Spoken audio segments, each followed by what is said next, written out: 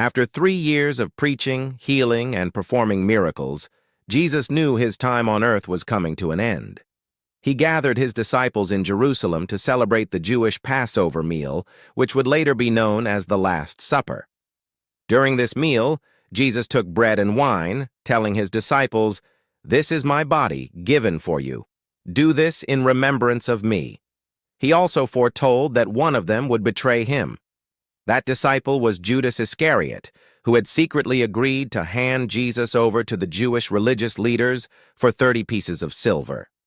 Later that night, Jesus went to the Garden of Gethsemane to pray. He was deeply troubled, knowing the suffering ahead.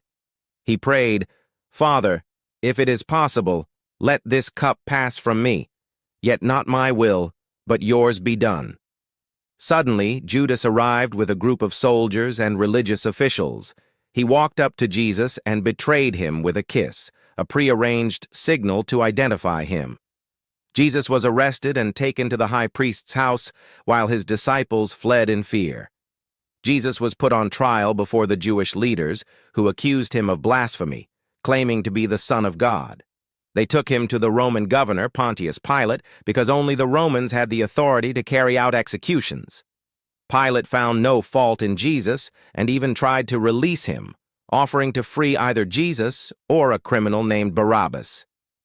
The crowd, influenced by the religious leaders, shouted, "Crucify him! Release Barabbas!"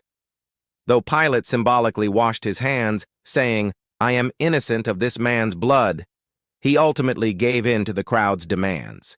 Jesus was sentenced to death by crucifixion, the most brutal form of execution at the time. Before being crucified, Jesus was beaten, whipped, and mocked by Roman soldiers. They placed a crown of thorns on his head, dressed him in a purple robe, and taunted him, saying, "Hail, King of the Jews!" Then, weak and bleeding, he was forced to carry his heavy wooden cross through the streets to Golgotha, the place of execution. There, soldiers nailed his hands and feet to the cross, raising him between two criminals. Despite his agony, Jesus looked at his executioners and said, "Father, forgive them, for they do not know what they are doing." As he hung on the cross, people mocked him, saying, "If you are the Son of God, come down from the cross." But Jesus remained silent. At noon, darkness covered the land for 3 hours.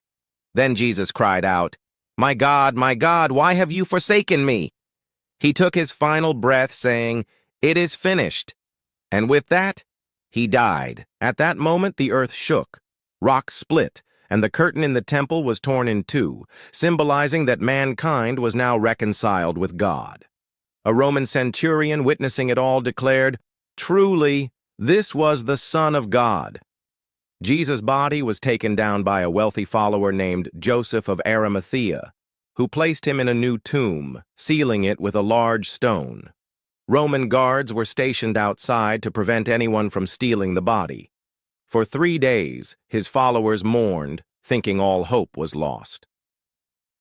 At dawn on the 3rd day, Sunday morning, a group of women, including Mary Magdalene, went to the tomb to anoint Jesus' body.